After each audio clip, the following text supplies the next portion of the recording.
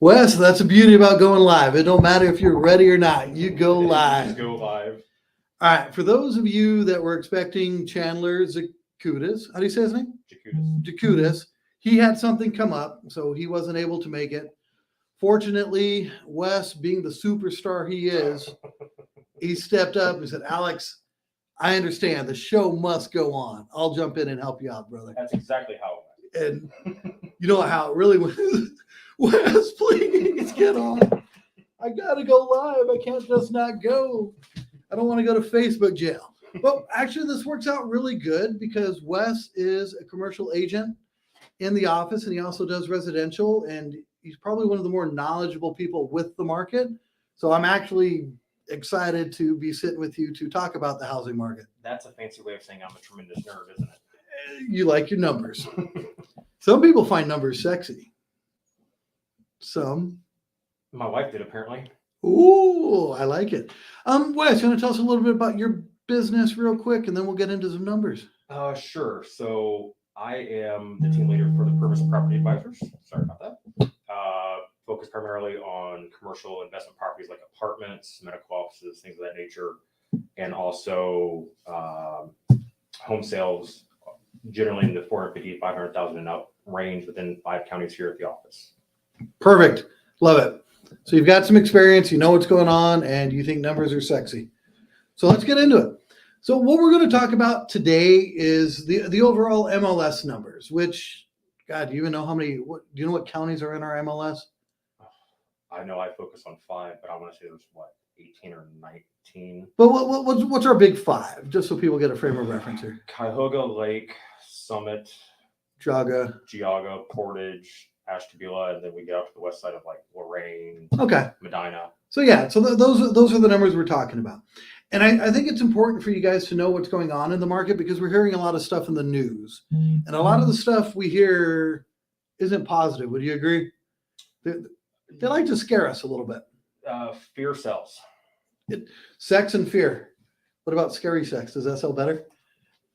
I don't think I'm going to see Pennywise. I should not have said that. I apologize. Please edit this. I'm assuming the kids are at school, so we are good. Let's get into the pending sales. The reason we like to look at the pending sales because that tells us kind of a forecast of what's coming up. So what do our numbers look like for the MLS for that, Wes? Well, for what is it? The pending sales? Year over year, they're down 9%. That's still better than nationally. So we've got pending sales at about 4,700 nationally. That percentage is dramatically lower.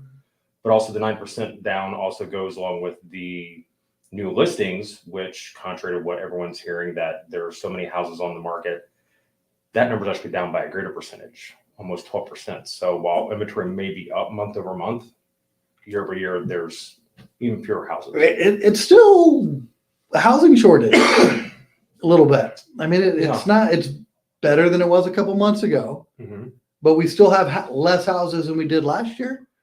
Yeah, and I think it actually gives buyers a few more options in terms of and sellers also, because one of the complaints we heard was, if my house sells in 3 days, where am I going to live? True. They got a little bit more time to breathe. Not much more. Not much. But they got a little bit more time. Agreed with that.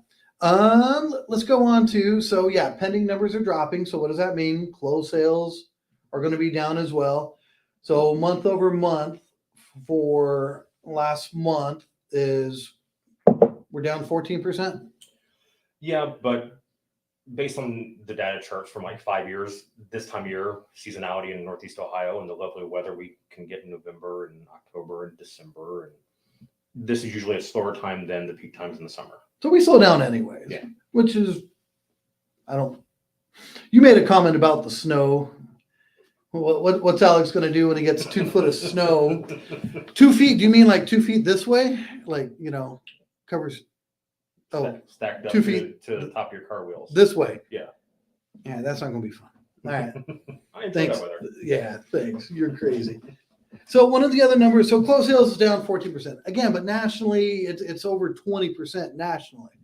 So we are honestly doing pretty good here if we're looking at these numbers. The other number I like to look at is the average sales price. All right, what's our average sales price for all MLS right now, Wes? Just over 238,000, which is an increase of almost 8%. So that's good, right? Yeah, even though interest rates obviously are impacting the frantic pace that everyone got used to over the last 2.5 years, the fact is there's a lack of supply, and that's Econ 101. When there's less supply, the price goes up, and unless something causes the supply to dramatically drop or increase, it's not going to change. Agreed. So you mentioned the interest rates. Mhm. So that kind of ties into the next number that we got. Is this is a number that I like to look at, because this one is telling me kind of more which way we're headed, and that's the affordability index. For those to get nerdy with numbers, what that number means is the percentage of income the median family earns in respect to purchasing a median priced house, right? So for example, ours is currently at 152. So that means the median family income is 152% of what is needed to buy the median priced house. Right. Which is really good. Yeah, really, what you want to look for is a number above 100. Yes. Less than that, it's more debt and hardship than an asset, or frankly just something to enjoy. I know over the last few months, in fact, in August, Ohio was the most affordable market in the country, according to the National Association of Realtors. Wow. So it's not really surprising that even with rates going up, also wages are going up. So that's going to be a factor. I know it may not always feel like it when you go to the grocery store or the gas pump, but in reality, that's... We're still one of the most affordable places to live in. Yeah, in this the isn't country. California or New York or Miami or Austin, Texas or Boise, Idaho, where these places have seen 45-50% increase. Or even my other market that I participate in, Albuquerque, New Mexico, right? That is not a glamorous LA or an Austin, and their affordability index right now is at 70. So, I mean, like over there, the average person cannot even afford to buy a house right now. Right. Here, we can still afford to buy houses. We have options. So big picture, I think things are pretty good. Yeah, I mean, it's definitely stabilizing. It's becoming more of what I call a normal functioning market. There's nothing normal in real estate. Well, when you look at trends, that you're going trend lines, but let's face it, from what was it, call it May of 2020 until spring of this year, it was never normal to get 40 offers on one house in 3 days. Okay, that agreed. That's not sustainable and never would be. So you got your nice little line, your normal line, and then we got some steroids that were injected into the whole system. Right. Boom. So we got this steroid growth right there. For lack of a better term, really, and now with all the stimulus that was doled out and the rates dropping to 3% and a lack of housing.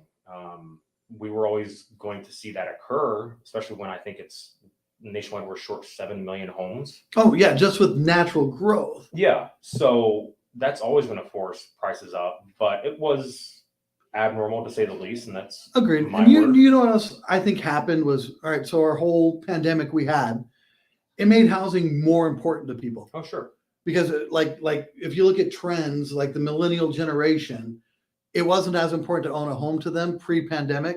Post, that's one of the top two things that they want now. Well, when you see something 24/7 for 30 days, oh gosh, you're going to start to rethink. I know that's when we started doing things to our home. We got tired of seeing the flat gray wall and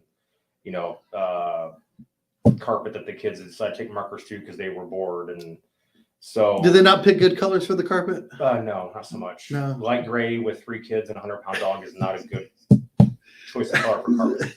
Probably not. No. So, but you start thinking about things that you can do, things you want to do, you prioritize, and frankly, we saw it with cost of like things like wood or getting contractors out. Oh, absolutely. They were able to inflate their prices because they were booked for months on end, and so whether they got the work or not almost didn't matter at the time. No, that's true. So people that didn't buy a new house, they renovated their house. Yeah. Absolutely. So, which adds more pressure to the supply chain and the labor chain. And I hear a lot because, again, I'm a nerd and I still have a lot of friends in banking where people are worried about it being another 2008, 9, 10, 11. I was in banking then. the bank liquidity, because of some laws and regulations that were put in place, they're way more stable. The underwriting was so much tougher to get loans now than it was then. You actually had to have more than a heartbeat to get a loan. What do they call that? The glass test? Are you still breathing? Yeah. Those were the good old days. Define good. It was so easy to get a loan. I swear, when me and Martha went to get a loan around that time frame, they literally, well, what do you want? Mm-hmm. How much? Sign here. So seriously? Yeah. What do you want? Yeah. Okay. So there are things that are different. That also just happened so quick, and there were so many, not just lenders, but pension funds and wealth nation pension funds for other countries were involved, and just suddenly exploded and lost 170-year-old bank over a weekend. And that's from what I'm seeing, not this. And I know that pains a lot of my investor clients because they're waiting for 40% drops in real estate market. And I tell them the unfortunate truth, and they look at me cross-eyed like I'm reading from runes and hieroglyphics. But you know why else I think? One word why it's not going to crash like it did. Inventory. Yeah. We don't have the inventory like we did in 2007, 2008. Right. Not even close. No. Everybody was making money, so people were speculating. Mm-hmm. So people weren't building one house. They're building 2, 3, 4 houses. Right. All of it speculating, and then it just, boop. We don't have the inventory. Yeah. So I don't think. All right. So to kind of wrap this up, kind of rolling back into the investment piece of it. Mm-hmm. So what do you tell your investors right now? Because we don't believe it's going to just fall. The bottom's going to fall out of it. No. So what are you telling your people right now then? I tell them they have to be realistic. They have to have one thing that I've seen a lot the last few years is basing investment purchases off of pro formas, and we won't get into what I feel about pro formas. We'll do a different show on that. Yeah. We could talk about that. That may need to be after midnight show, if you want my true opinion on pro formas. So then, can I make my off-color jokes at that point then? We'll ask permission first. But I think you have to really look at things as they currently are, and do they fit your investment guidelines? Maybe they do, maybe they don't. If they do, buy it. If they don't, pass, move on. Because there's no shortage of properties on the market for investment, whether it's apartments or 250,000 square foot industrial properties, or Lord knows office. So there's opportunity out there still. There always is. You've got to be a little pickier. You've got to be a little more patient. You make sure you've got a good advocate in your corner helping you out 100%. So, and you have to realize that the ride we were on was never going to last forever, but it's also not going to be one of those drop zone rides at Cedar Point. Yeah, there is a bottom. Mm-hmm. I agree. It's not going to be the same thing. Mm-hmm. I like that. And then for buyers and sellers, I'd kind of give similar advice. If you need to buy, you buy. Mm-hmm. If you need to sell, you sell. I wouldn't get into it just for fun right now. No. But if the need is still there, yeah, you do it. Because over the long term, over 10 years or greater, real estate is still one of the best investments out there. It is. And from a selling perspective, patience, because I think we all got used to literally the 7-day on the market. When you look at the niches I work within. Well, what do you mean I don't have 20 offers anymore, Wes? Yeah. Why aren't you doing your job, right, buddy? So even where we're at now, at call it 3 or 4 months, based on what zip code you look at, the average from 2019, so pre-pandemic, was 9 months. So double, and we're getting higher sales prices. And we're currently at a 1.7 month, and people are freaking out if we don't get an offer in 7 days. Right. You guys hear that? It was 9 months. 9 months. Yeah. For the niches I serve, yeah. Yeah, this is still a great market then. So it would have to double in length. Oh my gosh. To get back to the average of what 2019 was. So I think we're okay. Yeah. If you have any questions, give Wes a call. Wes, where can people find you? Keller Williams, Greater Cleveland Northeast. I can also be found. My phone number is 216-245-5478. What's your website? The website is. Or do you want to send people there yet? I know you're rebranding a little. No, it's good. It's up. It's running. The website is purvis.re.com. That's easy. Yeah, I like. Oh, I like that. I get too many things going in my head, so I need simple in my life somewhere. Oh, see, I could even write that. Wait, did I spell it right? PURV. IS. Oh, I did. RE.com. Yep. If you guys need me, message me. What are you looking for right now? I'm looking forward to the holidays. My favorite one's coming up. Thanksgiving? Yes, I love it. It's everybody getting together without all the hoopla and shopping and crowds and. I love Thanksgiving. I like to eat, man. I ain't gonna lie. Well, I do too. I love to eat.